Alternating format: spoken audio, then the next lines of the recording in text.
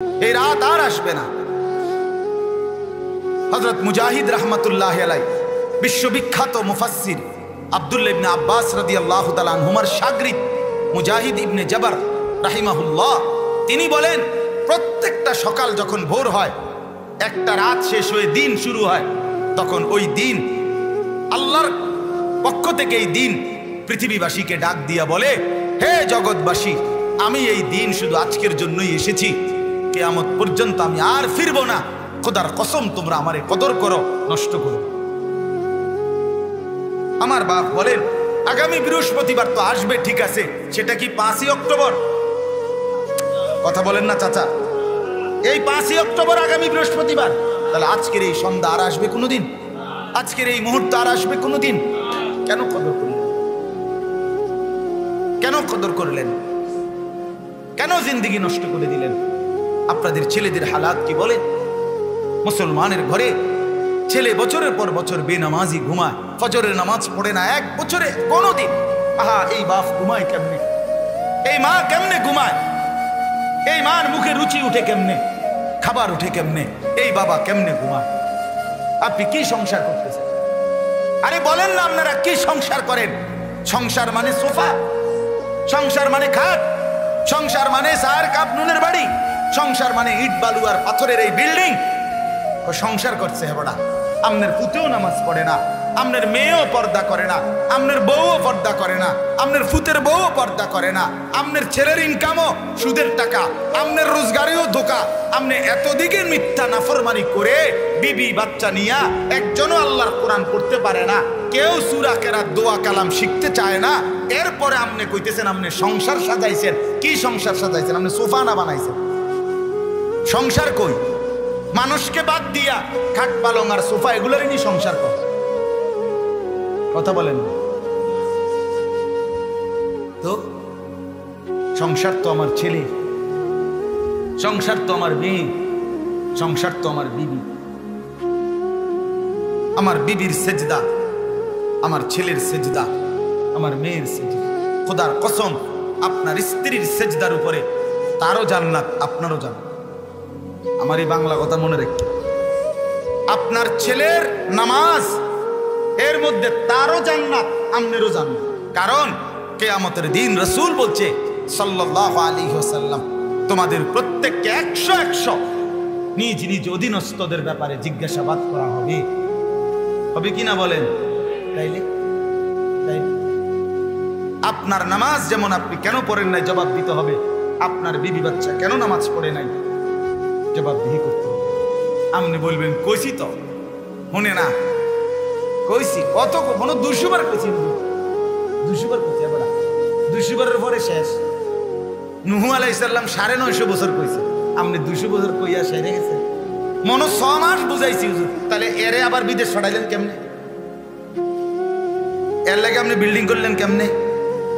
কথা বলেন না কেন? আপনি তার লগেই বুঝাপড়া করেন না কেন?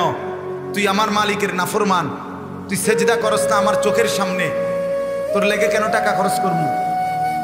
আরে কথা বলেন না কেন? হ্যাঁ, তুই 16 বছরের বেটা, তুই একটা সেজদা দাও না, তুই আমার মালিকের নাফরমান, আমার মনিবের নাফরমানি করছো আমার ঘরে বৈশা। আমি তোমার জন্য আমার টাকা রোজগার করব, খরচ করব কেন? বলেন বলেন, আপনাকে আল্লাহর কাছে জবাবদিহি করতে হবে না? আমি জীবনে একবার, আমি প্রায় বলি, আমার পুরা পড়ালেখার জীবনে আমি একবার শুধু আমার আব্বারে বলছিলাম যে আব্বা, আমি এই মাদ্রাসায়, একটা মাদ্রাসার ব্যাপারে আর কি, আব্বা আমি এই মাদ্রাসাত পড়তাম না, শুধু আমার আরেকটা মাদ্রাসাত ভর্তি করা, এ কথা আমি কইছিলাম। শুধু আমার আব্বা স্পষ্ট বলছিল, আমার আজও মনে আছে, ফুত পরের বেলা ভাত আমার ঘরে খাইও, 1 লোকমা ভাত খাবে না, বাইরো। আমি যেখানে পড়তে দিছি এনে পড়তে হইব, নইলে তুমি তোমার মতো করে খাও, নইলে পড়ো, নইলে যেটা মনে করে বাইরে বেটা। চোখের পানি ফেলতে ফেলতে মাদ্রাসাতেই ফিরে গেছি। বুঝছি এই বাপ বড় শক্ত, বাদ দিবে না। বাবার সেই কঠোর শাসন, আলহামদুলিল্লাহ আজকে মালিকের গোলাম, আপনাদের সামনে 2-4 কথা বলার তৌফিক হয়েছে। একটা টুপি আমার জীবনে আমি একটা সাদা টুপির মধ্যে 2-3টা ফুল আছিল চারিদিকে, এ লাল ছোট্ট ফাঁক ফাঁকে, একবারে আমি জীবনে একটা সাদার মধ্যে লাল লাল ছোট্ট ছোট্ট 2-4-5টা মনে ফুল কিনছিলাম টুপি। আমার আব্বা বাসায় যাওয়ার পরে মারে বলছে, হ্যাঁ তখন আমার মাত্র নতুন খেদমত হয়েছে, মাত্র প্রথম বেতন পাইছে, পড়ালেখা শেষে। তখন আব্বা মারে কইতেছে, মাশাআল্লাহ এতে যে টাকা পয়সা হয়েছে বুঝুনি। মানে ও টুপি দেখছো না, টুপিতেই তো বোঝা যায় ওটা টেয়া হয়েছে। বুঝেন নাই কথা? আমার যে বেতন হয়েছে এটার করলো আর কি, মানে ওটা যে বেতন হয়েছে বুঝুনি আমার ফুতে। একটু পরেই ফিরে আসছি আর ঘরে মা বলছে, ফুত তোর আব্বা তোর টুপিটা পছন্দ করে, জীবনে বাপ কোনোদিন সাদা টুপি ছাড়া অন্য টুপি দিল না, তুই কেন এটা কিনলি? রেখে দিছি।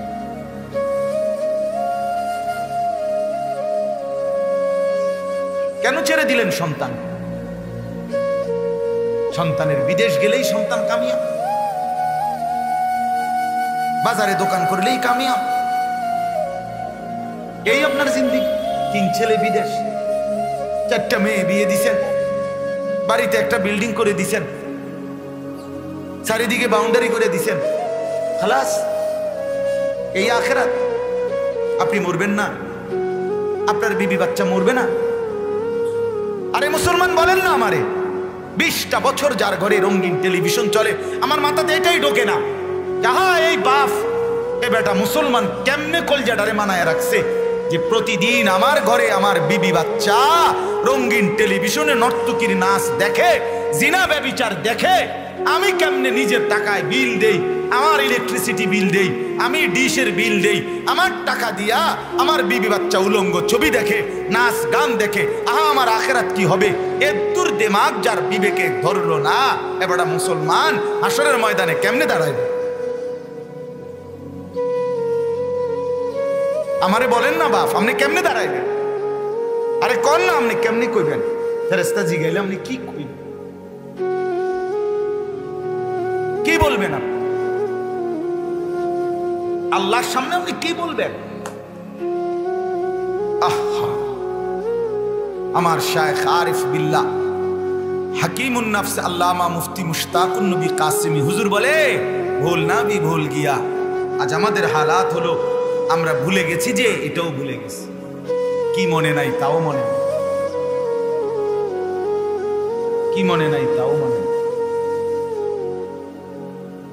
আত্মপরিচয়ই জানে না, নিজের জিম্মাদারিটুকুই বুঝে, নিজের পরিচয়টুকু বুঝেন। আরে বাপ, আল্লাহ তো দুনিয়া বাদ দিতে বলে নাই, দুনিয়া বাদ দিতে বলে নাই, আপনারে জঙ্গলে যাইতে বলে নাই, আপনাকে সুন্দরবনে যাইতে বলে নাই, আফ্রিকার জঙ্গলে যেতে বলে, বউ বাচ্চা নিয়েই থাকতে বলছে, বলছে কিনা বলেন? সংসার করা নিষেধ, বিবাহ করা নিষেধ, বাজার ব্যবসা করা নিষেধ, তো কোনটা মানা গেছে? সব তো আমার উস্তাদ হযরত মাওলানা ইরশাদুল্লাহ রহমতুল্লাহ আলাইহি মারা গেছেন হুজুর, নোয়াখালী লক্ষ্মীপুর টুমচর মাদ্রাসার হুজুর ছিলেন আমার। হুজুর বলতেন, শোন, আম করে বলতো, শোন, আমরা ইসলামে জান্নাতের রাস্তাটা, বেহেশতের রাস্তাটা সুন্দরবন এবং আফ্রিকার জঙ্গলের ভিতরে দিয়ে গেছে না, আমরা বাড়িঘরের ভিতরে দিয়ে গেছি, বাড়িঘরের উল্ফে দিয়া, মানে কি বউ বাচ্চা সংসার দুনিয়া, এটার উল্ফে দিয়েই দুনিয়া, এন দিয়েই রাস্তা জান্নাতের। অর্থাৎ এগুলোকে ঠিক রাইখাই আমাকে জান্নাতে যেতে হবে, এগুলো বাদ দিয়ে শুধু আল্লাহকে সঙ্গী রাখা, আখিরাতকে সঙ্গী বানানো। আপনি দুনিয়া কামাই করছেন, এটা তো নিষেধ না, আল্লাহকে ভুলছেন কেন এটা না দেখার বিষয়। নামাজ ছেড়ে দিলেন কেন? আপনার ছেলে স্কুলে পড়ে, ইউনিভার্সিটি আমেরিকার থেকে ডক্টরেট দিছে, আমার মানা নাই, আরো পড়ুক মিয়া আপনার ছেলে। কিন্তু প্রশ্ন হলো, 18 বছর আপনার ছেলে, 12 বছর 16 বছরে এতগুলো পড়া পড়লো, আপনার ছেলে আল্লাহর কোরআন পড়তে পারে না কেন? এটা কি একটা বিষয়ও না? আরে কথা বলেন না কেন? এটা কি একটা বিষয় না? তাতে এই কোরআন পড়তে পারে না কেন? বলেন, আপনার ছেলে কি শিক্ষিত হয়েছে যে মনিব চিনে না, মালিকের কিতাবই পড়তে জানে না? সে শিক্ষিত হয়েছে কি? হ্যাঁ, আল্লাহ আমাদেরকে বুঝ দান। এজন্য ফিকির করেন, গাফলতি করেন, বাকি জীবন কদর করবেন। বলেন ইনশাআল্লাহ। তসবি নিবেন বাধ্যতামূলক, তসবি তসবি তসবি সারাক্ষণ সাথে রাখবেন। তসবি রাখবেন যতক্ষণ পারেন, যতক্ষণ শরীরে কুলা শুধু তসবি পড়বেন। বলেন ইনশাআল্লাহ। ইবাদতের টাইমে ইবাদত করবেন, খানার টাইমে খানা করে খাইবেন, ঘুমের টাইমে ঘুম যাইবেন, কোরআন তেলাওয়াতের সময় কোরআন তেলাওয়াত করে, আর বাকি টাইম কি করবেন? তসবি তসবি পড়বেন। হাকিমুল উম্মত মুজাদ্দিদুল মিল্লাত হযরত মাওলানা আশরাফ আলী থানভী রাহমাতুল্লাহ আলাইহির খলিফা শাহ আব্দুল গনি ফুলপুরি রাহমাতুল্লাহ আলাইহি, ওনার এক মুরিদ, ওনারা এসে বলছে, হযরত আপনার কথা মতো তসবি লইছিলাম, তসবি পড়িওন। গ্রামের মানুষে টিটকারি করে, কমানে মানুষে কয় দরবেশ হইয়া গেছ, বুজুর্গ হইয়া গেছ, বাপ লইছ, এইটা কয়। হযরত তখন দামি কথা বলছে, কি মজার কথা বলছে। হযরত বলছে, দেখো বন্ধু, সামান্য এখনো তো পুরো আমল করো নাই, মাত্র তসবি লইছ, 200-500 বার আল্লাহর নাম করতে শুরু করছো, এখনই মানুষে তোমারে দরবেশ বলে, বুজুর্গ বলে। এবার তুমি যখন পূর্ণ আমল করবা, তোমারে কেমন আল্লাহওয়ালা বলবে? 2 নাম্বার কথা হইল, তোমারে দরবেশ না বলিয়া তোমার শরম লাগতে আছে, দরবেশ কইল কা, বুজুর্গ কইল কা, তোমারে কি মানুষে দেখলে চোরনি কইতে? এটা কইলে ভালো লাগবে, তোমারে কিরে তোরে দিয়ে দেখতে ফুটটা ঘরের মতো লাগে। কথা বলেন না কেন? তোরে, আরে কিরে তোরে দিয়ে দেখতে ডাকাইতের মতো লাগে, এটা বললেনি তুমি খুশি হইতা? তাইলে এটা দরবেশ বললে এতে লজ্জার কি আছে? এটা শরমের কিছু? কথা বলেন না। আমি সেদিন এক জায়গায় বয়ানের মধ্যে আমার এক জনে বলছি যে, হুজুর, আমার মুসল্লি অনেকেই বলে মোল্লার দৌড় মসজিদ পর্যন্ত। আমি বলি, তারে তুমি চা খাবান, আপনি তারে নাস্তা করান, তারে আপ্যায়ন করেন, যে হ্যাঁ মাইয়া, আপনি 100 বার বলবেন ডেইলি মোল্লার দৌড় মসজিদ পর্যন্ত। কথাটা যদি আপনার বারবার বলার কারণে আমার আল্লাহ কবুল করে নেয়, তাহলে আমার মসজিদের দৌড় জান্নাত পর্যন্ত। আপনি যে দয়া করে আমার এটা কোন নাই যে মোল্লার দৌড় সাদওয়ান পর্যন্ত, আপনি যদি এটা কইতেন আমার কি করার আছিল? আপনি তো ভালোই কইছেন মসজিদ পর্যন্ত, আপনার চা খান আমারতে নাস্তা খান, আপনি যদি কইতেন মোল্লার দৌড় সাদওয়ান পর্যন্ত, আমি কিনতাম। কথা বলেন না কেন? আপনি তো আমার মালিকের ঘরের সাথে মিলাই দিছেন। আর আল্লাহ রসুল বলছে, আল্লাহর ঘর মসজিদের সাথে যার দিল লাগে, সরাসরি হাসরের ময়দানে আল্লাহর আরশের নিচে সে ছায়া পাবে। আপনি কইবেন না, আপনি বলবেন না। আমি সেদিন বললাম, আমাদের কওমি মাদ্রাসার ওলামায়ে কেরামকে যারা ওয়াহাবি বলে, হ্যাঁ, এই বেলা যদি প্রতিদিন 100 বার করে বলতো কত না ভালো হইতো। প্রতিদিন যদি 200 বার করে কইতো কতই না ভালো হইতো, কত না ভালো হইতো। কারণ যতবার সে আমাদেরকে ওয়াহাবি বলে, ততবার এর অর্থ হয় এই লোকটা আল্লাহওয়ালা, এই লোকটা আল্লাহওয়ালা, এই লোকটা আল্লাহওয়ালা। ওয়াহাবি শব্দের অর্থ আল্লাহওয়ালা। ওয়াহাবি শব্দের অর্থ কি বলেন না? তো এ যদি বলে, আর এই বারবার বলার কারণে আল্লাহ যদি বলে, ঠিক আছে, তোদের এতবার বলার কারণে আমিও তাকে আল্লাহওয়ালা হিসাবে গ্রহণ করলাম, তাইলে তো আমার কামিয়াব। এই জন্য আমি সেদিনও বলছি কুমিল্লা টাউন হল, তুমি আমার বাপেরও কইও, আমার দাদারও কইও, আমার ছেলেরও কইও যে তেও ওয়াহাবি, তার বাপেও ওয়াহাবি, তার দাদাও ওয়াহাবি, তার ফুতেও ওয়াহাবি, তাইলে আমার লাভ হইব, আমার আব্বাও লাভ হইব, বাপও লাভ হইব, দাদারও লাভ হইব, আমার ফুতেরও লাভ হইব। তুমি বলি, আরো বলো। আর যদি বলে না, এটা দিয়ে গালি দেয়, আগে আমনের এই পৃথিবীর কোনো ডিকশনারিতে, সমাজের কোনো প্রচলনে, এলাকার কোনো পরিভাষায় পৃথিবীর সবচেয়ে গাইলেন না যে জাতি বা যে এলাকা, এত কাছে গিয়ে দেখেন এটা দিয়ে কেউ কাউরে গালি দেয়নি। কথা বোঝেন না কথাটা? মানুষে কুত্তার বাচ্চা, শুর বাচ্চা কইয়া না গালি দেয়, তো এটা গালি, তো এটা কোথাও দিয়ে ব্যবহার হয় না। আপনি কথা বুঝছেন না? মানুষে গালি দেয় না কথা কথায়, তো যে যা গালি দেয় আপনি ওইখানের থেকে 100 গালি কাগজে লেখে আনেন, এটার মধ্যে এটা আসেনি, তো আমি এটা করতে পারলে এটা গালি। এটা একটা পরিভাষা থাকতে হবে কিনা? কথা বলেন না কেন? এটা এলাকার মধ্যে এটার মানুষে গালি কয়নি, কোন জায়গায় তাহলে এটা গালি পাইলেন? এটা তো গালি, এটা তো লাগে না। গালি হিসেবে কইলে এটা লাগে না।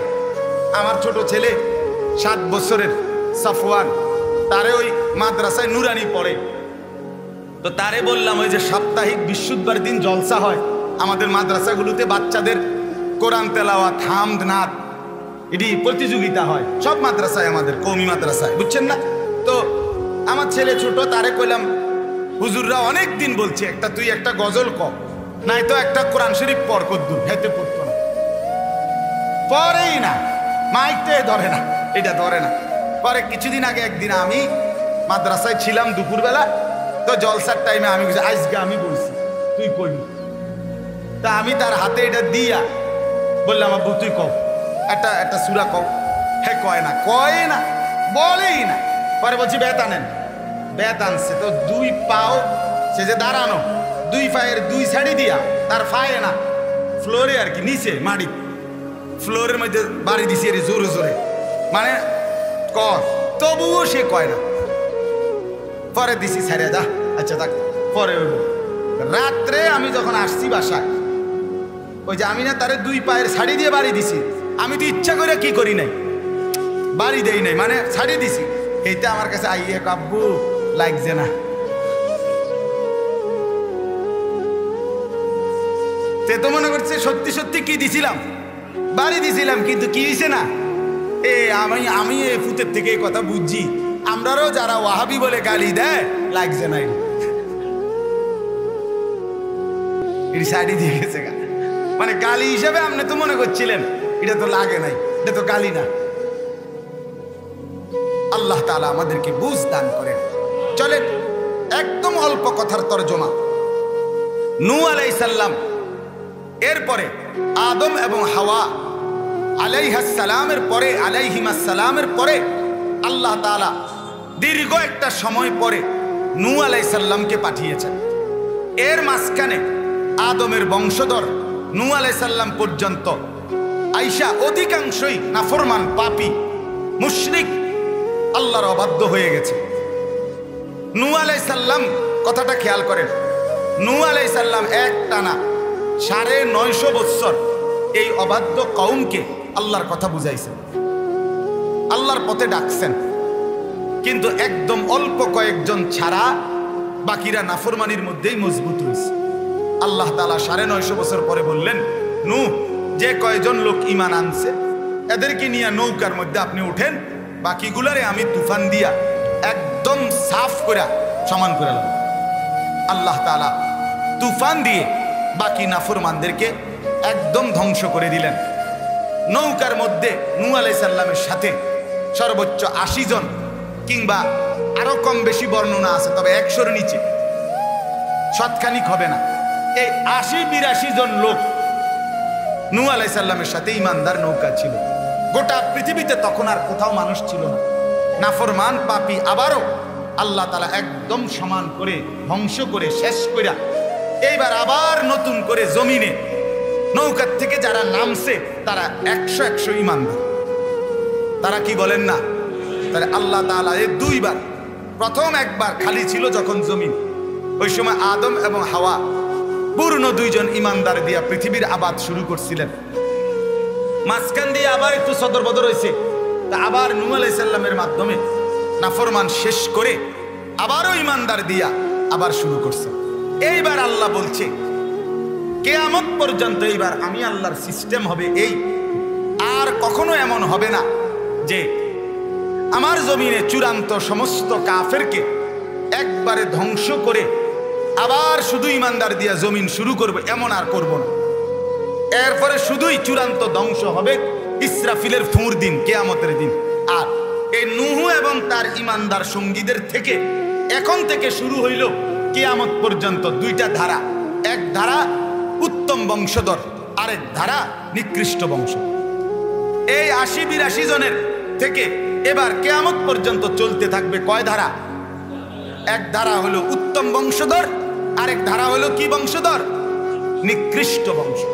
এই আল্লাহ তাআলা বলেন এই 2 আয়াত এবং তার আগের আয়াত পড়ি নাই, সেজদার আয়াত, এজন্য শুধু বাংলা তরজমাটা বলি। আল্লাহ তাআলা বলেন এই এখন থেকে নিয়ে নূহ তুমি এবং তোমার ইমানদার সঙ্গীদের মাধ্যমে দুনিয়া আবার শুরু করলাম প্রথম থেকে। আবার এবার থেকে নিয়ে কিয়ামত পর্যন্ত মানুষ হবে দুই রকম, এদের বংশধর হবে দুই রকম, কেউ উত্তম, কেউ কি নিকৃষ্ট। এবার আপনি আমি দেখার দরকার আমরা উত্তম বংশধর নাকি নিকৃষ্ট বংশধর। এই কথা আল্লাহ তাআলা বলেন উত্তম বংশধর কারা? আল্লাহ বলেন সর্বযুগে আমার আয়াত আমার নাম যখন তারা তেলাওয়াত হবে তখন যেই বংশধর যারা আমি আল্লাহর জন্য খাররু সুজ্জাদান সেজদায় লুটিয়ে পড়বে, ও বুকিয়ান এবং অজর ধারায় কাঁদতে থাকবে, আল্লাহ বলেন সর্বযুগে তারাই হলো উত্তম বংশধর। তাহলে যে আল্লাহর গোলামির সেজদা করে এবং আল্লাহর ভয়ে কাঁদতে থাকে, আল্লাহ বলেন তারাই হলো ওই ৮২ জন ইমানদার নূহ নবী সহ তাদের সার্থক উত্তম উত্তরসূরি। আর নিকৃষ্ট উত্তরসূরি কারা? এটাই আল্লাহ এই ৫৯ নম্বর আয়াতে বলছেন, ফাখালাফা মিন বাদিহিম খালফুন, এরপরে আসতে থাকবে নিকৃষ্ট উত্তরসূরি। খালফুন শব্দের অর্থ নিকৃষ্ট উত্তরসূরি, আর খালাফ মানে লামের মধ্যে যদি জবর দেওয়া হয় তাহলে হইলে উত্তম উত্তরসূরি। এইটাই পার্থক্য। লামের মধ্যে সাকিন হইলে জজম হইলে নিকৃষ্ট উত্তরসূরি। আল্লাহ বলেন এরপরে হতে থাকবে নিকৃষ্ট উত্তরসূরি কারা? শুনতেছেন? বুঝছেন? আমার কথাটা বুঝছেন? আমরা প্রত্যেকেই কিন্তু ওই ৮০-৮২ জনের থেকে বংশধর, আমাদের প্রত্যেকের পিছন। তো নিকৃষ্ট বংশধর কারা? আল্লাহ বলেন দুইটা গুণ যাদের, দুইটা বৈশিষ্ট্য যাদের মধ্যে থাকবে তারা হলো নিকৃষ্ট উত্তরসূরি। এক, আদাউস সালাহ, সর্বযুগে যারা নামাজ নষ্ট করে তারা হলো নিকৃষ্ট উত্তরসূরি। কি নষ্ট করে? নামাজ। নিকৃষ্ট জেনারেশন, নিকৃষ্ট বংশধর, নিকৃষ্ট ওয়ারিস, মন্দ উত্তরসূরি। কি নষ্ট করে বলেন? এই কথার দুইটা বুঝার জিনিস। এক, নামাজ যারা পড়ে না, এই নামাজ নষ্ট করে বলে তারা উদ্দেশ্য নয়। নামাজ পড়ে কিন্তু নষ্ট করে, এটা হলো এই কথার অর্থ। আর যে নামাজ পড়ে না, টোটালি পড়েই না, নামাজে পড়ে না, এতে কোনো জাতে না মানুষের, হ্যাঁ, তারে কোনো গণাতে ধরছে না। কথা বোঝেন নাই আপনি? এটা কোনো মানুষের জাত, এটার কোনো কি নাই, পরিচয়ই নাই। এ তো উত্তম উত্তরসূরি একটা কইলাম, যারা সেজদায় লুটিয়ে পড়ে, চোখের পানি ফেলে কি করে? কাঁদে। এই হলো এক সাইড। আর নিকৃষ্ট উত্তরসূরি হলো নামাজ পড়ে কিন্তু নষ্ট করে। তাফসীরের কথা তো টোটালি যে নামাজ পড়ে না তে কিতা, এটা হেতে কো খেতে, তার কোনো পরিচয় তুলনাহীন, তার কোনো তুলনা নাই। এর আশের লগেও তুলনা দিয়ে লাভ নাই, মুরগার লগেও না, গরুর লগেও না, ছাগলের লগেও না, কুকুরের লগেও না, বিড়ালের লগে। প্লাস্টিকও না, এটা রাবারও না, এটা ইলাস্টিকও না, এটা কিচ্ছু নাই। বলে তো হেতে কিতে, হেতে কিতে তুই ডাক্তার দেও, তুমি কিতা? কথা বলেন না কেন? ল্যাবে তো টেস্টে রিপোর্ট আইব, তুমি প্লাস্টিক না পায়জামা কিতা, এটা তো আইবই না, তুমি ডাক্তার দেখো। হ্যাঁ, যে নামাজ পড়ে না সে কোনো জাতেই নাই। নাউজুবিল্লাহ, নাউজুবিল্লাহ। কতটা দুঃখজনক কথা বলে। তারে হিসাবে ধরে নাই, আল্লাহ হিসাবে ধরে নাই। উলাইকা কাল আনআম, চতুষ্পদ জন্তুর মতো। যদি রাগ করে, আল্লাহ বলে যদি শুনো যে চতুষ্পদ জন্তু, হাইওয়ান, জানোয়ার বলাতে রাগ করছে কোনো বেনামাজি, নাফরমান, পাপী, মুশরিক, অবাধ্য, যদি রাগ করে তাহলে উড্রু করবা, কইবা যে না না ভাই সরি সরি সরি, হ্যাঁ দুঃখিত, আপনি রাগ করছেন, না না না আপনি আসলে জানোয়ার বলাতে রাগ করছেন, তাইলে শুনেন বালহুম আদাল, আপনি আসলে জানোয়ার না, আপনি জানোয়ারের থেকেও নিকৃষ্ট, আপনার কোনো তুলনা নাই। জানোয়ার হইলে তো কারোর লোকের তুলনা দিছে, আপনি একটু অতুলনীয়, আপনার কোনো পরিচয়। নাউজুবিল্লাহ। তাহলে বলেন নিকৃষ্ট উত্তরসূরি কারা? যারা কি নষ্ট করে, মানে কি? তাফসীরে লিখছে, এক নাম্বার, যে নামাজ জামাতের সাথে পড়ে না সে নামাজ নষ্ট করে। ব্যাখ্যা ছাড়া বলতেছি। 2, নিয়মিত ঘরে নামাজ পড়াকে যে অভ্যাস বানিয়ে নেন সে নামাজ নষ্ট করে। 3, নামাজের ফরজ, ওয়াজিব, সুন্নত, মুস্তাহাব এগুলো যে ঠিক মতো আদায় করে না সে নামাজ নষ্ট করে। 4, নামাজের এক অঙ্গ থেকে আরেক অঙ্গে, এক রকন থেকে আরেক রকম, এই যে দাঁড়াইলাম, রুকুতে গেলাম, রুকুর থেকে সোজা হইয়া দাঁড়াইলাম, রুকুর থেকে আবার সেজদায় গেলাম, সেজদার থেকে বসলাম, আবার সেজদা দিলাম, আবার বইলাম, এই যে এক অবস্থার থেকে আরেক অবস্থার মধ্যে যে দৃঢ় স্থিরতা অবলম্বন করে না, তাড়াহুড়া করে, রাসূলুল্লাহ সাল্লাল্লাহু আলাইহি সাল্লামের হাদিসের আলোকে মুফাসসিরিনে কেরাম বলে এই লোকটাও নামাজ নষ্ট করে। বুঝাইতে পারলাম? 1 নাম্বার কি পড়ে না? জামাতে পড়ে না। কোথায় পড়ে না? 2 নাম্বার, নিয়মিত ঘরে নামাজ পড়াকে যে কি বানায়? অভ্যাস বানায়। 3 নাম্বার, ফরজ, ওয়াজিব, সুন্নত, মুস্তাহাব নামাজের এগুলো ঠিক মতো আদায় করেন। 4 নাম্বার কি? নামাজের এক অবস্থা থেকে আরেক অবস্থায় স্থিরতা অবলম্বন করে না, বরং তাড়াহুড়া করে। এমন ভদ্রলোক আছে কিনা বলেন? চাচা এই রুকুর থেকে কুদ্দুর আলগি দিয়া নিচের দিকে গেছে, এমন বেড়াইতে আছে না? এক সেজদা দিয়া মাথাটা একটু আলগি দিয়ে আরেকটা মাইরা দেয়। এটি কিতা মারলেন সেজদা? কি সেজদা দিলেন? আমার এক হুজুরে বলছে আমি 2 রাকাত নামাজ পড়ছি, আমার লগের মুসল্লি 10 রাকাত পড়েছে। আমি জিগাইলাম চাচা আপনি এত শর্ট টাইমে 10 রাকাত কেমনে পড়লেন? হুজুর বনে কিছু নিয়েন না, আমি তো মুখস্থ পড়ি। হুজুরে বলতেছে কোমা কি কত, আমি কি নাজেরা পড়িনি, মানে আমি কি চাইয়ে চাইয়ে পড়িনি। কথা বুঝছেন? এই তাড়াহুড়া এগুলা কি নষ্ট করা বলেন না কেন? নামাজ নষ্ট।